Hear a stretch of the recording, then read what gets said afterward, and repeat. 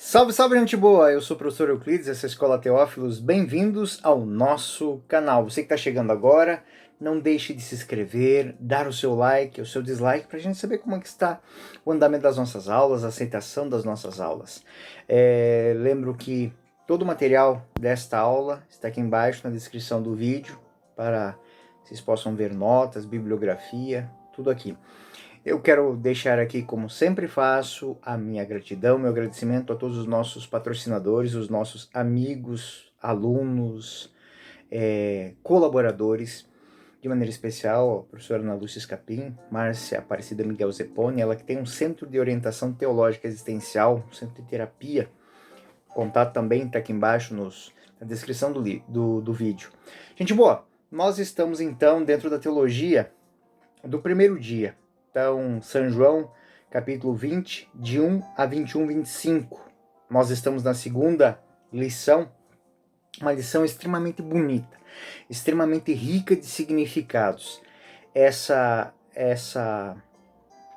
cena vai do capítulo 20, do versículo 11 ao versículo 18. São poucos capítulos, mas muito densa de significado, que remete as cenas dentro do Evangelho de São João em vários momentos e dentro da Sagrada Escritura em momentos muito especiais para o povo de Israel, e como essa herança ela se torna um convite a todo aquele que descobre a vida nova em Cristo. Então essa temática de hoje ela é muito importante. Confiram aqui nessa nossa segunda lição sobre a teologia do primeiro dia, a riqueza destes 7 versículos. Muito importante. Vamos lá. Ele faz parte, então, dos relatos da glória. Nós vamos encontrar a primeira cena que nós já vimos, que é a visita ao túmulo, né, na manhã de Páscoa, a descoberta do túmulo vazio.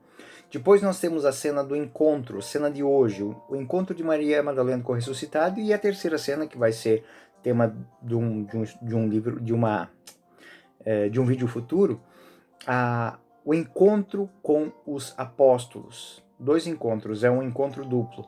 Primeiro, na sala superior, dias depois também, 8 dias depois, o encontro que ele vai ter e encontrará-se com Tomé.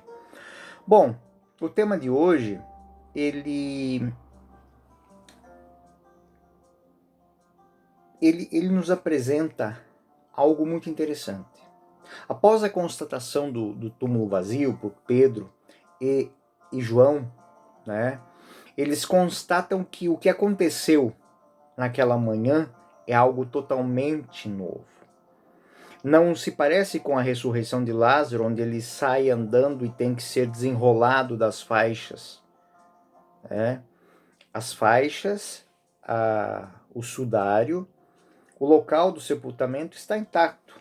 João, como já vimos, ele participou dessa cena. As mortalhas estão como João as viu serem deixadas, os lençóis estão lá, as faixas estão onde estão, apenas o corpo não está presente. Ele não foi contido pelos lençóis, eles, como assim dizer, se esvaziaram, como se não fossem tocados.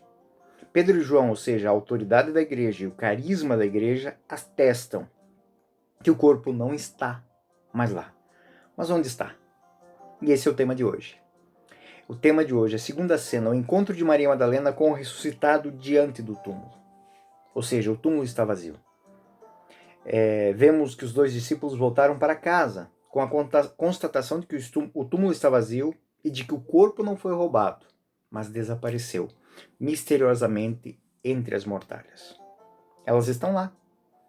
Ninguém mexeu nelas. Apenas o corpo sumiu do meio delas. E a cena fica livre para Maria Madalena. Como no caso da samaritana, se nós lembrarmos, os discípulos vão para a cidade e Jesus fica à beira do poço de Jacó. Será um encontro a sós. Eu saliento que essas similaridades, elas embora tenham algumas diferenças, sim, claro que tem, mas elas são muito importantes na teologia de São João. Ou seja, esse breve relato, são poucos versículos, mas eles têm um encanto muito particular. Apesar de algumas incoerências, né, os anjos não respondem, né, eles não estão ali para serem mensageiros. Maria se volta 2 vezes para Jesus. São detalhes assim funcionais, né, não são detalhes ao acaso. Então, esta cena, ela vai mostrar uma coisa muito interessante, a impaciência do amor, que leva à busca, que leva ao encontro. É preciso encontrar, né, essa cena num local determinado. É um horto, é um jardim, é como o primeiro dia. É o começo de uma nova era. Nós temos aqui menções ao Gênesis, né? É uma nova humanidade que surge. Maria, a mulher junto à cruz, representa a nova Eva no seu aspecto maternal, que será a tipologia da Igreja Mãe contida em Gênesis 3:20. Maria Madalena, junto ao sepulcro, representa o aspecto conjugal e a tipologia da Igreja Esposa, que está contida em Gênesis 3:23 e 24. E esse esquema de repetição de tipologias está presente em várias palavras que se encontram aqui. Mestre, meu Senhor. Então esta cena é uma cena que remete a muitos lugares. Né? No contexto de João 11, devemos lembrar o primeiro versículo que informa que Maria, que está chorando diante do túmulo, é Maria Madalena. É Maria de Magdala.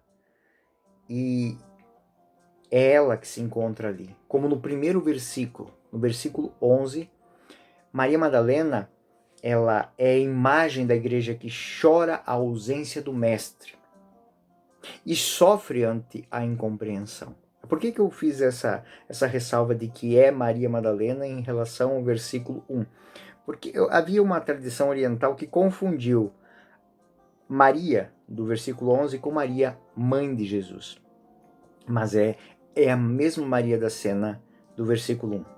Então Maria mostra que precisamos ir ao encontro do Senhor, mesmo acreditando que ele está morto. Mulher, por que choras? Né? É a pergunta que Jesus faz a Maria Madalena quando encontra na porta do sepulcro. Mais uma vez o Senhor demonstra todo o amor que tinha por ela. Ele se compadece de ver Maria que chorava e quer consolá-la. Maria, dentro da tipologia da igreja esposa, é como se deve comportar a igreja, pois é esta mensagem que São João quer para os primeiros cristãos tomem diante das dúvidas, diante da morte de Jesus. Porque para nós hoje é muito claro, ou aparentemente claro, o que aconteceu com Jesus. Mas para os primeiros cristãos, os cristãos da primeira hora, os cristãos do caminho, aqueles cristãos que vão enfrentar a perseguição dos judeus e depois dos romanos e por aí vai, essas pessoas, elas fizeram a experiência, não a experiência própria da ressurreição, mas eles fizeram a experiência de Maria Madalena. Maria Madalena foi cedo ao túmulo para embalsamar o corpo de Jesus e encontra um túmulo vazio. Significa que essa busca do cristão deve tomar em honra do legado deixado por Jesus, simplesmente pelo fato dele mudar a vida dessas pessoas, pelo ensinamento de sua palavra, pela experiência de transformação contida nos seus ensinamentos. Essa experiência da ressurreição é algo posterior. A experiência da Páscoa é algo posterior. Aqui, São João aponta para aquela primeira experiência que muitos cristãos vão fazer, a experiência do querigma. Esse homem disse algo para ser vivido de maneira diferente e essas palavras transformam o mundo. O fato deles, após isso, descobrirem o dom do Espírito Santo e se revestirem de uma experiência, ainda não é a experiência de Maria.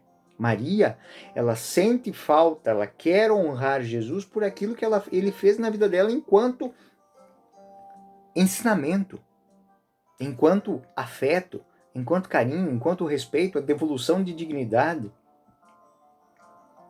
Porque eu quero lembrar que muitos judeus e pagãos viram na mensagem de Jesus, como muitas pessoas veem hoje, uma libertação das instituições opressoras, com ritos, regras vazios e esvaziantes, com uma experiência de Madalena que era uma palha da sociedade judaica, sem direito à felicidade, conversão. Todas aquelas cenas que Jesus vem derrubando as instituições, ou seja, os judeus diziam que existia uma possibilidade. Mas como é que essa possibilidade vai ser garantida a um cego, a um coxo, a um leproso? Maria é a expressão de todos os pobres de Israel, aquelas pessoas que querem a salvação, mas as portas estão trancadas. E elas acabam se tornando um joguete de exploração na mão de pessoas inescrupulosas, de uma sociedade hipócrita.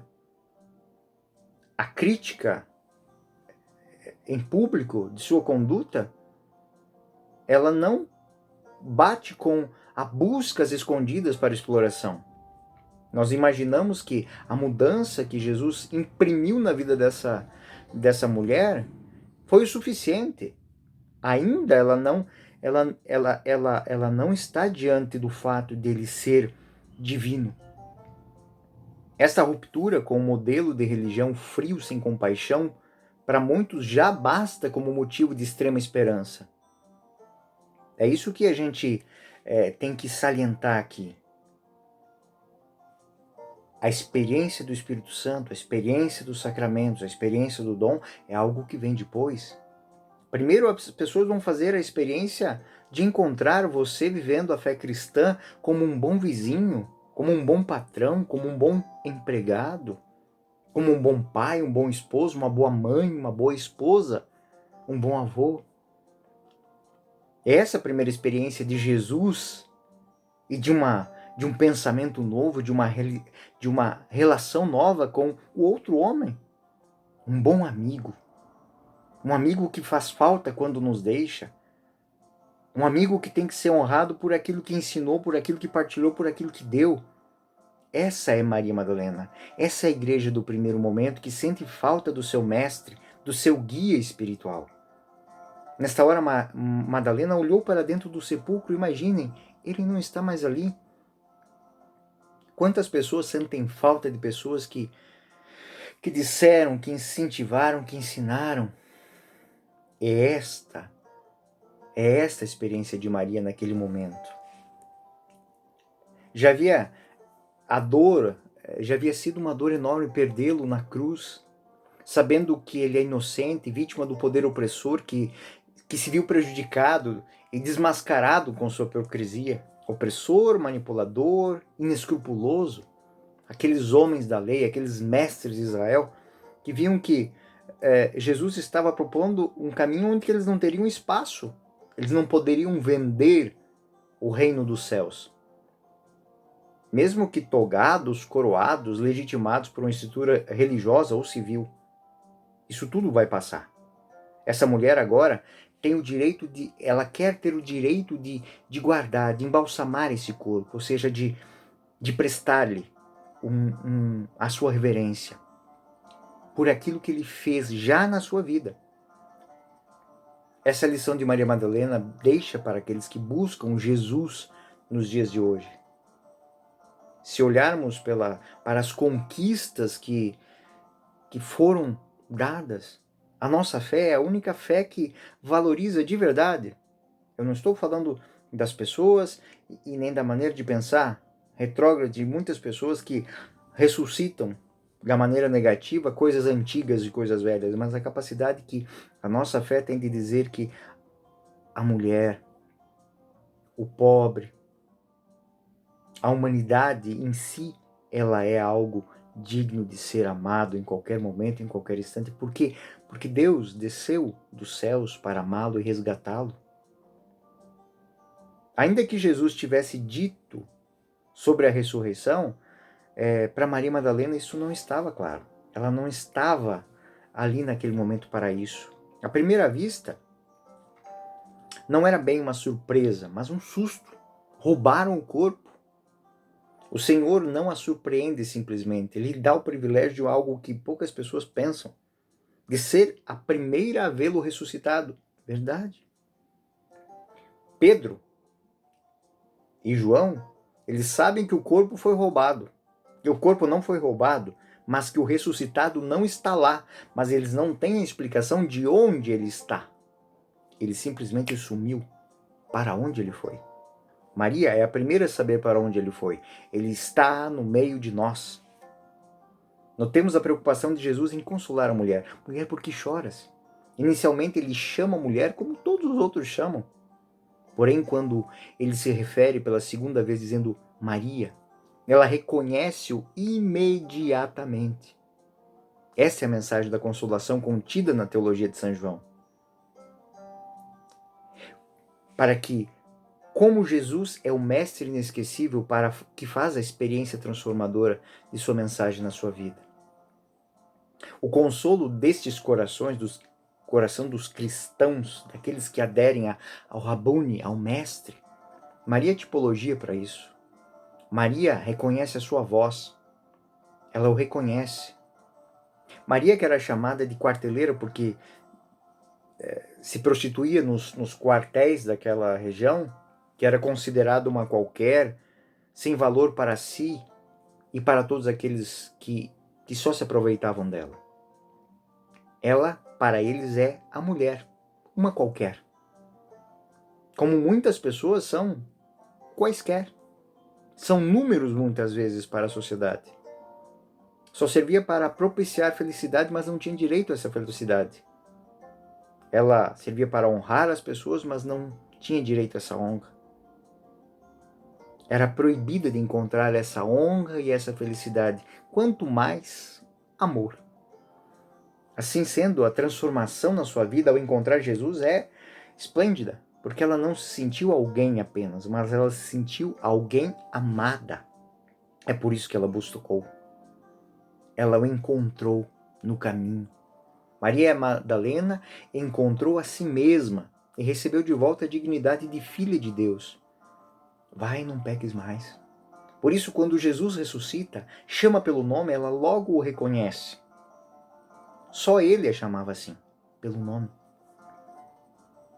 Aqui, nós devemos abrir um parêntese para uma reflexão que João faz a todos os que estão no caminho, né? Esse era o primeiro nome da igreja, para quem não sabe, né? Como a gente vê lá em Atos 9, 1, 2. Os seguidores do caminho. Os seguidores do caminho, né? João os conforta com a descrição da cena, onde ocorrem muitas coisas, né? Mas ele, mesmo diante da morte, é o mesmo, ontem, hoje e sempre. A sua morte não mudou nada o seu amor por cada um de nós. O poder de amá-lo, dando testemunho, está vivo entre nós. Isso não foi dado no primeiro instante nem para Pedro, nem para e nem para João, mas a Maria Madalena, que é o tipo daquele que faz a experiência pessoal, ou seja, aquele que conhece profundamente, intimamente,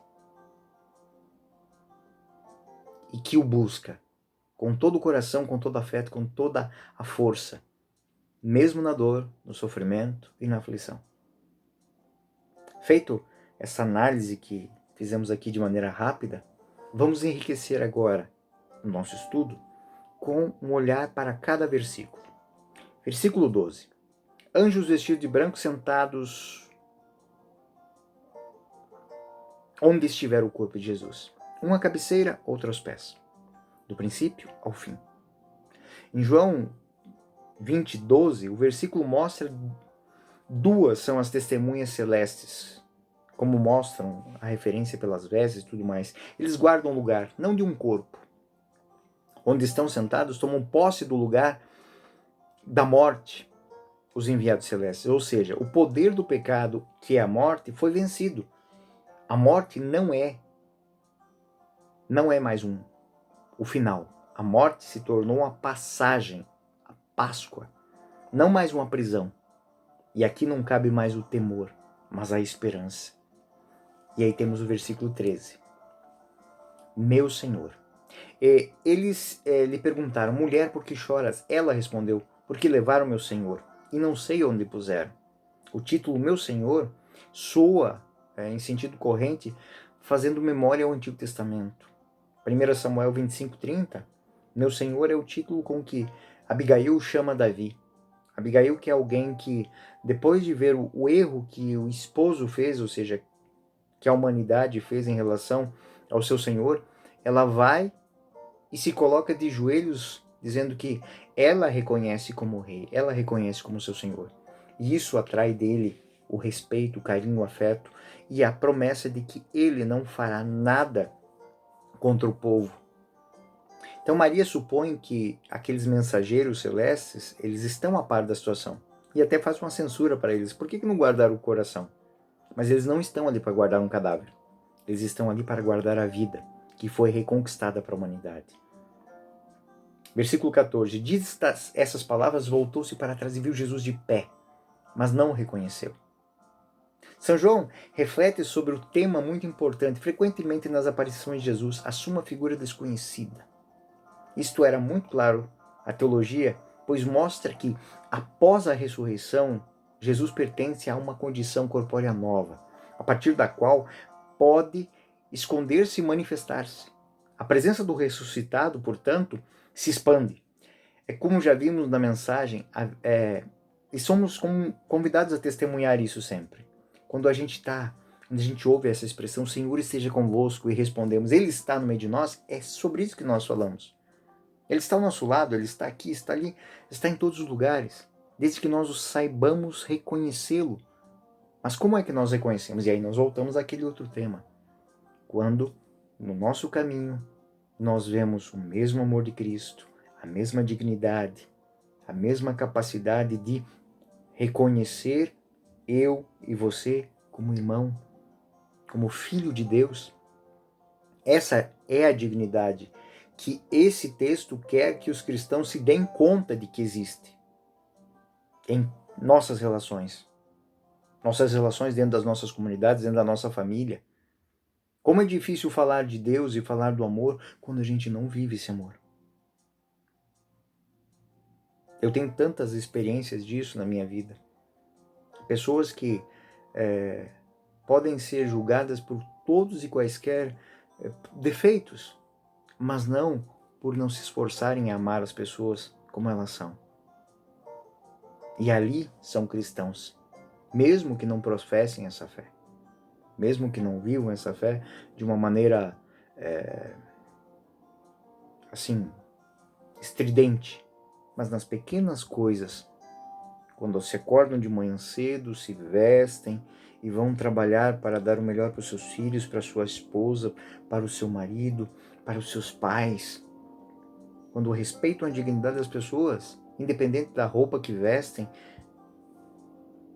do jeito que falam, da sua origem, essas pessoas mostram a presença de Jesus. Essas pessoas são reconhecidas como cristãs. Aquilo que o Papa Francisco fala, os santos da casa ao lado.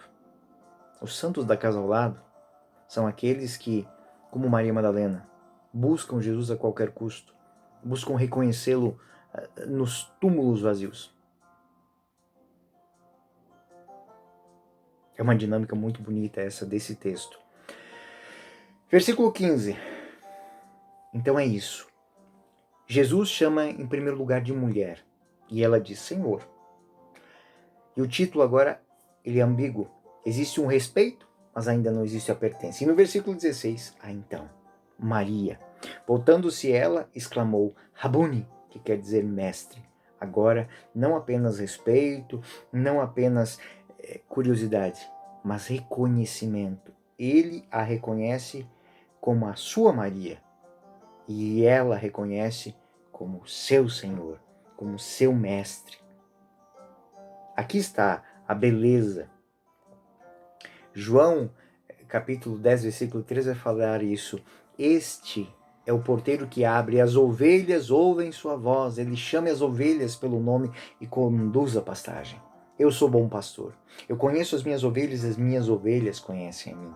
As minhas ovelhas ouvem a minha voz e eu as conheço e elas me seguem. Esta é a cena. A ovelha foi ouvir e reconheceu o seu pastor. Ela buscou o seu pastor e se deixou encontrar por ele. Seguindo, gente boa. Na sequência, nós temos o versículo 17. Jesus diz: não me retenhas, porque ainda não subi ao Pai, mas vai aos meus irmãos e dize-lhes: subam para o meu Pai e vosso Pai, para meu Deus e vosso Deus. O verbo é um imperativo, é um comando, é um mandato. Supõe, de certa maneira, que ela tentou abraçá-lo, agarrá-lo. Como diz lá, faz menção a Cântico dos Cânticos, capítulo 3, versículo 4. Vou agarrá-lo e não soltarei. Jesus já tinha sido glorificado. Podia dar o Espírito Santo, mas ainda lhe restam tarefas. Permanecei ainda essa presença particular. Ainda esse respeito, essa atividade, mas aqui vai se abrir o ponto que eu digo que é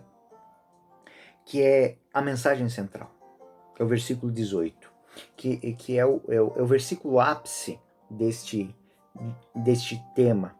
Maria Madalena correu para anunciar aos discípulos que ela tinha visto o Senhor e contou-lhes o que ele tinha falado. Esta é o ponto mais alto desta cena.